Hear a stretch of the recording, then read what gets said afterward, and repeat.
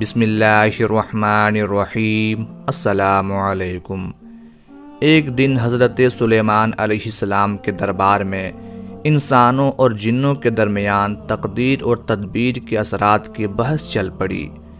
جنوں کے پاس بھی مضبوط دلائل تھے کہ اچھی اور مضبوط تدابیر سے تقدیر بدلی جا سکتی ہے، جبکہ کچھ انسانوں کی طرف سے بھی تقدیر کے اٹل ہونے پر مضبوط دلائل تھے۔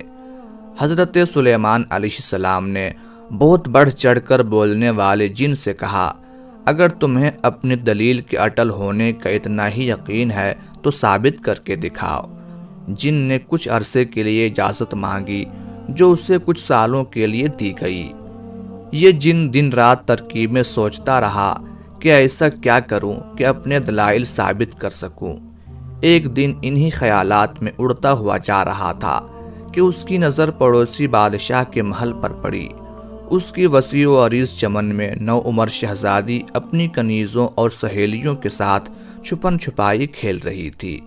وہ اپنی سہیلیوں سے چھپنے کے لیے ایک الگ تھلگ درخت کے پیچھے چھپی ہوئی تھی کہ اس جن نے فوراً شہزادی کو غائب حالت میں ایک رومال میں دوا سنگھا کر بے ہوش کیا اور لے کر اڑ چلا۔ اس نے ایک بڑے اور گھنے درخت کی شاخوں کے درمیان ایک دم ایک آرام دہ کمرہ بنایا۔ اس میں شہزادی کی ضرورت کی اور کھانے پینے کی تمام اشیاء رکھ دی تاکہ شہزادی ہوش میں آئے تو اچانک پریشان نہ ہو جائے۔ یہ درخت ایک شوریدہ اور خوب چوڑے دریا کے درمیان تھا۔ دور دور تک صرف جنگل و بیابان تھا۔ ہوش آنے تک جن مناسب شکل میں ایک بزرگ کی صورت میں آ گیا۔ شہزادی ہوش میں آئی تو رونا دھونا کیا اور کھانے پینے سے انکار کر دیا، کیونکہ اس تبدیلی نے اس کے حواس گم کر دیے تھے۔ جن کو اندازہ تھا انسان تادیر نئی جگہ، لوگ اور ماحول کو اپنا نہیں پاتا، اس لیے اس نے اس کی تمام ضروریات کی چیزیں رکھیں اور یہ کہہ کر نکل گیا، ابھی تم آرام کرو۔ نوعمر شہزادی غم و دکھ میں روتے روتے سو گئی۔ جن اگلے دن بزرگ کی شکل میں آیا اور اسے پرشفقت انداز سے جھوٹی تسلیاں دی تاکہ وہ بیمار نہ ہو جائے، کہیں بادشاہ معظم اسے سزا نہ دے۔ شہزادی کی پسند کی چیزوں کے متعلق پوچھا اور اگلے دن آنے کا کہہ کر چلا گیا۔ آہستہ آہستہ شہزادی جن کی عادی ہوتی چلی گئی اور وہ اسی سے اپنی ضرورت کی چیزیں منگوانے لگی۔ وہ آس پاس کی کھڑکیوں سے جنگل یا دریا کا نظارہ کرتی۔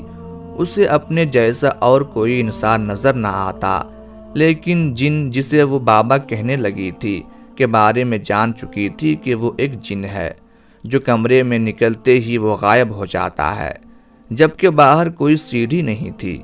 وقت گزرتا گیا اور شہزادی نوعمری کے دور سے نوجوانی میں داخل ہو گئی۔ جن کے آنے کے دورانیے میں لمبا وقفہ آنے لگا، کیونکہ اب وہ مطمئن تھا کہ اب شہزادی کو پیش کرنے کا وقت آنے والا ہے اور وہ بادشاہ معظم حضرت سلیمان علیہ السلام کے سامنے اپنی شرط جیت جائے گا۔ ایک دن طوفان کے آثار تھے، دن میں بھی رات چھا گئی تھی۔ شہزادی نے ایسی طوفانی کیفیت پہلی مرتبہ دیکھی تھی۔ ڈر اور خوف سے اس کا برا حال ہو گیا۔ کافی دیر گزر گئی کہ اس دوران اسے دروازے پر دستک سنائی دی۔ ایسا پہلی مرتبہ ہوا تھا کہ کسی نے دستک دی ہو، ورنہ جن تو خود بخود اندر آ موجود ہوتا تھا۔ شہزادی نے خوف و دہشت سے پوچھا، کون؟ تو اسے گھبرائی ہوئی آواز سنائی دی، ہمیں کچھ دیر کے لیے اندر پناہ دو، طوفان گزرنے تک ہم رکنا چاہتے ہیں۔ شہزادی نے دروازہ کھولا تو وہاں دو نوجوان بمشکل ٹہنی پر بیٹھے ہوئے تھے۔ دروازہ کھلتے ہی دونوں جوان اندر داخل ہو گئے۔ شہزادی نے ایک مدت کے بعد اپنے جیسے انسانوں کو دیکھا تو اسے اغوا ہونے سے پہلے کا وقت یاد آ گیا کہ انسان ایسے ہوتے ہیں۔ ان میں سے ایک نوجوان اچھے حلیے میں اور دوسرا انتہائی غریبانہ حلیے میں تھا۔ شہزادی نے امیر شخص کو، جو کافی زخمی تھا، کو اپنے پاس موجود مختلف دوائیاں دی تو غریب آدمی نے اپنے ساتھی کی مرہم پٹی کی۔ کچھ کھانا کھایا اور آرام کرنے لگے۔ دونوں جوان حیران تھے کہ اکیلی لڑکی کیسے اور کیوں کر یہاں اکیلی رہ رہی ہے۔ لیکن انہیں فی الحال طوفان سے پناہ مل گئی تھی۔ شہزادی نے اگلے دن ہی بتایا کہ میں ایک جن کی قید میں ہوں اور مجھے نہیں معلوم کتنا عرصہ گزر گیا، بس میں اس وقت اتنی سی تھی۔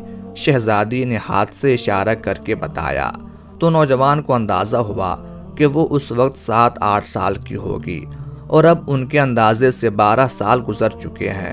شہزادی جن کے آنے کے خوف سے انہیں جانے کا کہتی رہی، لیکن غریب لڑکے نے بتایا کہ یہ ایک ملک کا شہزادہ ہے اور میں اس کشتی کا ملاح ہوں جس پر سوار ہو کر شہزادے ساتھیوں کے ساتھ مچھلیوں کے شکار کے لیے نکلے تھے کہ اس طوفان نے کشتی بری طرح تباہ کر دی۔ باقیوں کا کیا بنا، صرف ہم دونوں ایک تختے سے چمٹ کر اس درخت کی لمبی شاخوں سے اٹک گئے۔ چڑھتی طوفانی لہروں سے بچنے کے لیے درخت پر چڑھے تو کمرہ دیکھ کر حیرت بھی ہوئی اور بچنے کی امید بھی، لیکن یہاں تو ایک اور ہی ماجرا نظر آ گیا ہے۔ شہزادے نے کچھ بہتر ہونے تک ٹھہرنے کی اجازت چاہی۔ شہزادی نے بتایا کہ جن انہیں زندہ نہیں چھوڑے گا۔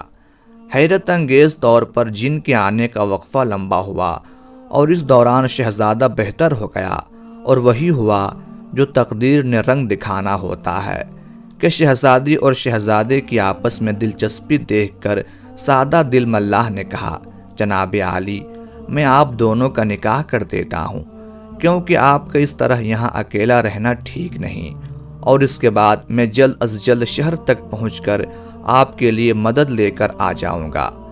طوفان کی وجہ سے لاتعداد تختے نیچے موجود ہیں، میں کسی طرح پہنچ جاؤں گا۔ یہ سارے بحث سن کر شہزادی اور شہزادہ راضی ہو گئے اور ملاح نے ان کا نکاح پڑھایا اور اجازت لے کر چلا گیا۔ چند دن گزرنے کے بعد جن آ گیا۔ شہزادی نے شہزادے کو کسی طرح ایسے چھپایا کہ جن کو شک نہ ہوا۔ جن نے آتے ہی نئے انسان کے بو کا ذکر کیا۔ شہزادی نے کہا، خود سوچو یہاں کوئی کیسے آ سکتا ہے؟ دریا کے درمیان ایک اکیلا درخت، اس قدر بڑا طوفان گزرا کہ اس کی بو سے تم پریشان ہو رہے ہو۔ جن کچھ مطمئن کچھ غیر مطمئن ہوا اور شہزادی تک کھانے پینے کی چیزیں پہنچا کر واپس چلا گیا کہ آج کل دربار میں میری ذمہ داریوں میں اضافہ ہو گیا ہے، اس لیے میرے آنے کا وقفہ لمبا ہوگا۔ شہزادی مطمئن ہو گئی۔ اب شہزادی کے دن خوشی خوشی گزرنے لگے اور چند ماہ مزید گزر گئے۔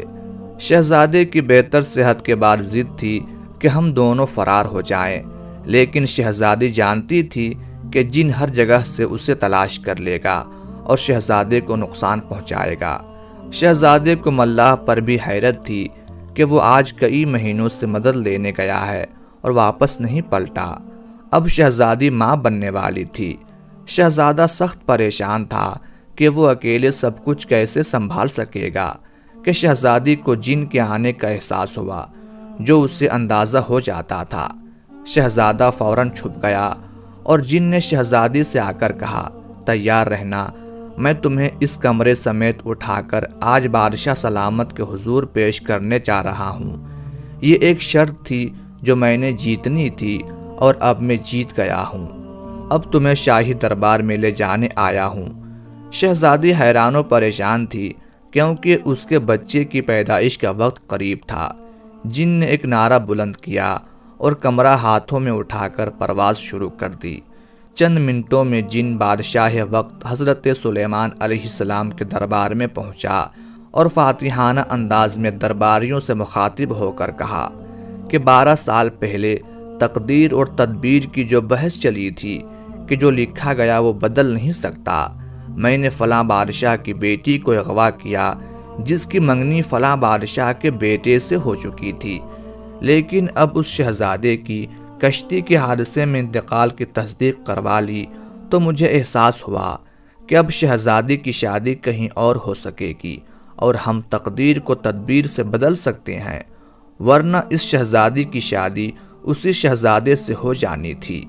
حضرت سلیمان علیہ السلام نے دروازہ کھولنے کا حکم دیا تو اندر سے ایک شہزادی کے بجائے 3 افراد برآمد ہوئے، شہزادی، شہزادہ اور ان کا بچہ۔ جن یہ سب دیکھ کر ششدر رہ گیا۔ حضرت سلیمان علیہ السلام نے شہزادے سے پوچھا، تم اسی فلاں ملک کے شہزادے ہو۔ شہزادے نے شروع سے لے کر آخر تک سارا قصہ سنایا، جن حضرت سلیمان علیہ السلام کے قدموں میں گر گیا، لیکن حضرت سلیمان علیہ السلام نے اس کو عمر قید کی سزا دی کہ اللہ پر یقین محکم نہ ہو تو ایسی بحث میں قدرت کو چیلنج کرنے والی حرکت ناقابل معافی ہوتی ہے۔ شہزادی اور شہزادے کو ان کے لواحقین کے آنے تک شاہی مہمان خانے میں ٹھہرایا گیا۔